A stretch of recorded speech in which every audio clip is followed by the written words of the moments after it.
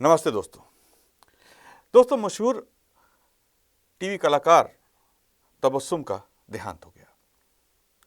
तबस्सुम एक ऐसा नाम जिसने एक लंबे समय तक टेलीविज़न पर लोगों की कहानियां सुनाई, फिल्मी सितारों की कहानियां सुनाई, दूरदर्शन पर एक लंबे समय तक चलने वाला कार्यक्रम दिया।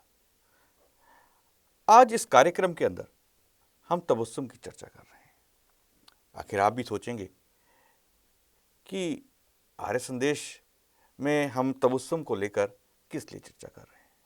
तबस्सुम एक ऐसा नाम था जो उस घटना से जुड़ा है, उस शख्सियत से जुड़ा है जिसने एक समय पर ये बताया कि मुसलमानों द्वारा किस प्रकार से साजिश रचकर हमारे देश के हिंदुओं के लिए एक खतरा पैदा किया जा रहा है। जी हाँ, हम बात कर रहे हैं स्वामी श्रद्धानंद जी की, जिन्होंने शुद्धि आंदोलन आरंभ किया, उनका विरोध हुआ। आज इस विषय पर चर्चा के लिए मुद्दा जरूरी में हमारे साथ मौजूद हैं आर्य समाज के राष्ट्रीय प्रवक्ता श्री विनय आर्य जी। आपका बहुत बहुत स्वागत है विनय जी। नमस्ते जी। विनय जी, तबस्सुम कैसे श्रद्धानंद जी से जुड़ी थी, थोड़ा सा हम आपसे जानना चाहेंगे इसके बारे में। आखिर क्या इतिहास रहा तबस्सुम का और श्रद्धानंद जी का? अमित जी, दर्शकों को मैं बताना चाहूँगा कि तबस्सुम जी का जो इतिहास है वो सीधे तौर पर आर्य समाज के साथ जुड़ा है। जिसकी बात अभी अमित जी कर रहे थे कि शुद्धि आंदोलन की शुरुआत स्वामी श्रद्धानंद जी महाराज ने की थी।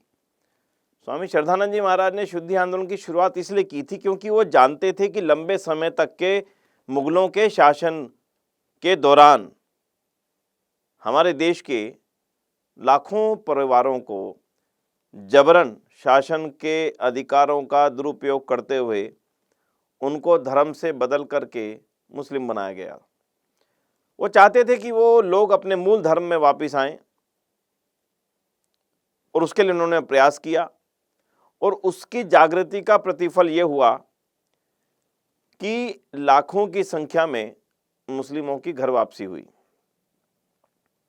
उस लंबे इतिहास पे ना जाकर मैं केवल इतना ही कहूँगा कि जो तबस्सुम है ये भी उसी आंदोलन की एक छोटी सी देन कहूँ या फिर उसके कारण से मैं ये कह सकता हूँ कि स्वामी श्रद्धानंद जी की नातिन के रूप में इनका परिचय दिया जाए तो कुछ गलत नहीं होगा, क्योंकि उनकी पूज्या माता जी जिनका नाम असगरी बेगम था, लेकिन विवाह से पूर्व यानी कि जो उनका विवाह हुआ अयोध्यानाथ सचदेवा जी से, उससे पूर्व उन्होंने अपना नाम बदल करके शांति देवी रख लिया था। और शांति देवी नाम रखने में अगर किसी शख्सियत की सबसे बड़ी भूमिका थी तो उस शख्सियत का नाम था स्वामी श्रद्धानंद जी महाराज। विरोध हुआ, होना स्वाभाविक था। उनके परिवार के लोग स्वामी श्रद्धानंद के पास आए कि स्वामी जी आप ये गलत काम करते हैं, हमारी असगरी बेगम को आपने अपने घर में रखा हुआ है। स्वामी जी ने बिल्कुल बात को ना छुपाते हुए कहा कि असगरी बेगम अब बड़ी हो चुकी हैं और ये अपना भला और बुरा, सच और झूठ अच्छी तरह से जानती हैं, समझती हैं, और मैं कौन हूँ कि इसको जबरन यहाँ पर रोक करके रखूँ। आप स्वयं ही असगरी बेगम से पूछ लीजिए कि वो अब शांति देवी के रूप में अगला जीवन जीना चाहती हैं या असगरी बेगम के रूप में जीना चाहती हैं। उस परिवार ने कहा बुलाइए। शांति देवी सामने आई, बोला कि मैं अब वैदिक धर्मी बन चुकी हूँ और मैं सच और झूठ के अंतर को जान चुकी हूँ और अब मैं शांति देवी बन करके ही आगे का जीवन जीऊँगी। स्वामी श्रद्धानंद के सामने जब इस बात को उनके परिवार वालों ने सुना तब वो लौट गए और शांति देवी के रूप में एक नया जीवन शुरू किया असगरी बेगम ने, जिनका विवाह भारत के ही एक देशभक्त अयोध्यानाथ सचदेवा जी के साथ हुआ, जो स्वयं भी आर्य समाज के संपर्क में थे और भगत सिंह जी के क्रांतिकारी कार्यों में भी उनके सहयोगी रहे थे। उनके साथ में शांति देवी जी का विवाह हुआ और उनके पश्चात एक संतान हुई, जिस संतान का नाम आपने दुनिया भर में एक प्रसिद्ध अभिनेत्री के रूप में, टीवी एंकर के रूप में सुना, तबस्सुम। जी, विनय जी, ये जो अभी आपने बताया, इससे पहले हम आगे बढ़ें, एक बार हम तबस्सुम जी के जो उन्होंने आर्य समाज के लिए एक डॉक्यूमेंट्री के दौरान जो है, एक भूतपूर्व एक पहले एक इंटरव्यू के दौरान पूरी जो कहानी थी वो हम अपने दर्शकों को सुना देते हैं, उनकी जुबानी। मेरी माँ का जन्म एक मुसलमान घराने में हुआ, एक मौलवी के घर। छोटी सी उम्र में जब वो 12 साल की थी, हमारे नाना ने उन्हें अरबी फ़ारसी पढ़ा दी, कुरान शरीफ पढ़ा दिया, और उसके बाद मेरी नन्ही सी 12 साल की माँ अपने बाप से कहने लगी, बाबा जी आपने मुझे उर्दू पढ़ा दी, फ़ारसी पढ़ा दी, कुरान शरीफ पढ़ा दिया, इस्लाम के बारे में पूरी जानकारी दे दी, अब ज़रा हिंदू रिलीजन के बारे में भी तो बता दीजिए। अब आप ही सोचिए कि उस ज़माने में 12 साल की लड़की अपने मुसलमान बाप से कहती है कि मुझे आप रामायण और महाभारत के बारे में बताइए, वेद और पुराण मुझे पढ़ने दीजिए, उपनिषदें पढ़ने दीजिए, तो जाहिर है क्या हाल हुआ होगा। बहुत गुस्से में आ गए उनके बाप। लेकिन मेरी माँ की खुशकिस्मती कि उसी ज़माने में उन्हें पता चला कि स्वामी श्रद्धानंद जी जो हैं वो शुद्धि का चक्कर चला रहे हैं।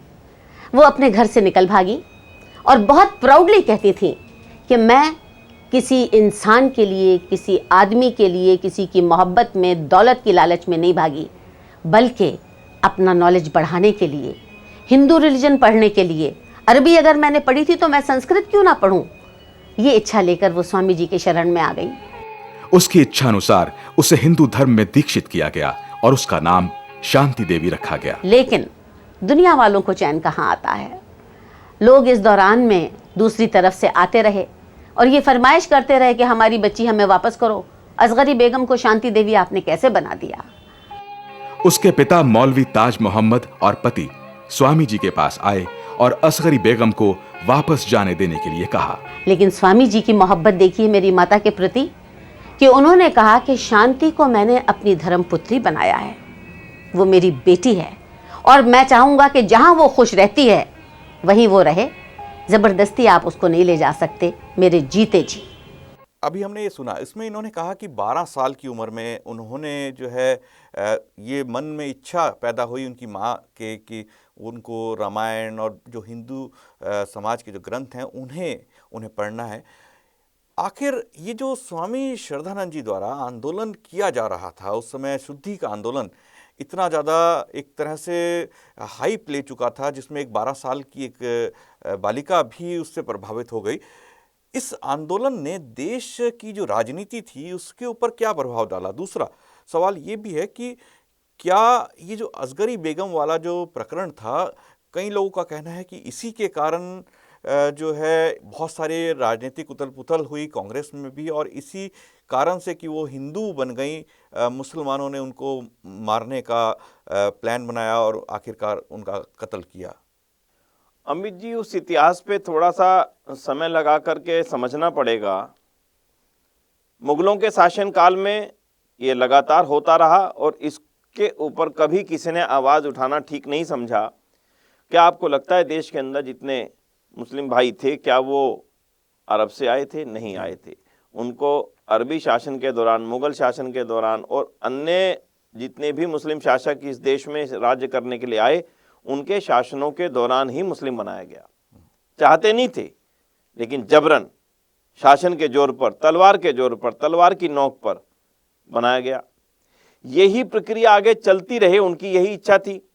स्वामी श्रद्धानंद ने इस देश की समस्या को, इस कमजोरी को बहुत बखूबी समझ लिया था और आर्य समाज के प्रवर्तक स्वामी दयानंद जी महाराज ने जिस समय इस बात को समझा था उसी समय अपने ग्रंथों में इसका उल्लेख किया था और उनकी बातों पे आगे चलते हुए स्वामी श्रद्धानंद जी ने इस क्रम को आगे बढ़ाया और उन्होंने इसका नाम दिया शुद्धि आंदोलन, यानी वापसी, घर वापसी।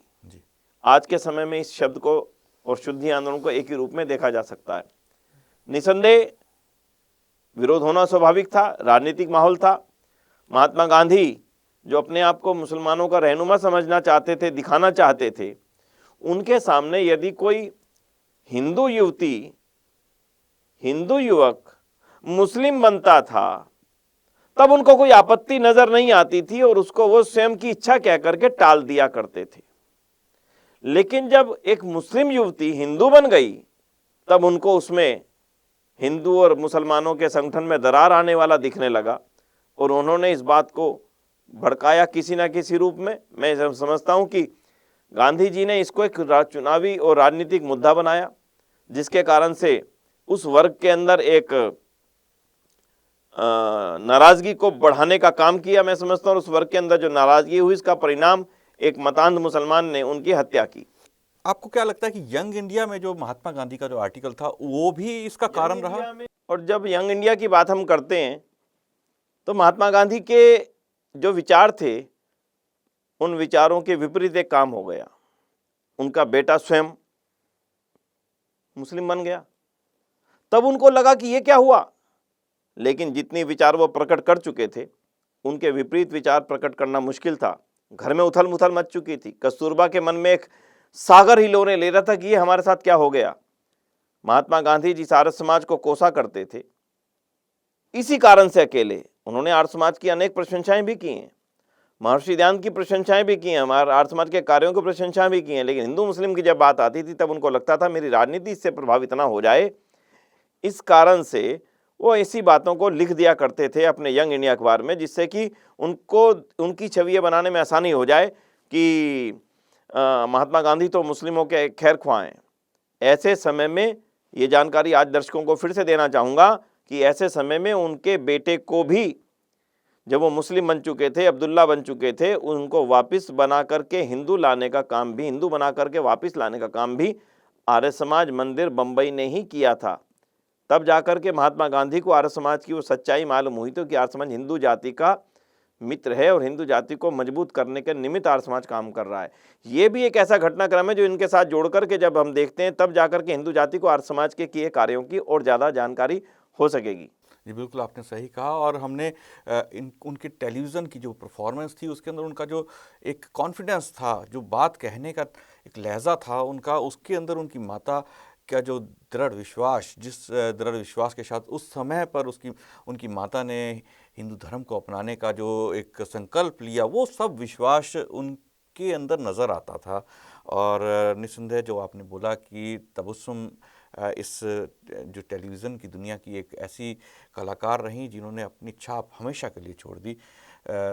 लेकिन वहीं हमने जो अभी आज चर्चा की उससे ये मालूम हुआ कि ये जो आज हम देखते हैं लव जिहाद और बहुत सारी जो कहानियाँ हम देखते हैं, एक घटना अभी दिल्ली के अंदर घटी जिसमें श्रद्धा नामक एक युवती का कत्ल कर दिया गया बेरहमी से, ये कोई नई बात नहीं है, ये सब चीज़ें इतिहास हैं। और श्रद्धानंद जी का जो कत्ल था वो भी एक उसी प्रकार की मानसिकता का एक उदाहरण था जो आज भी चला आ रहा है।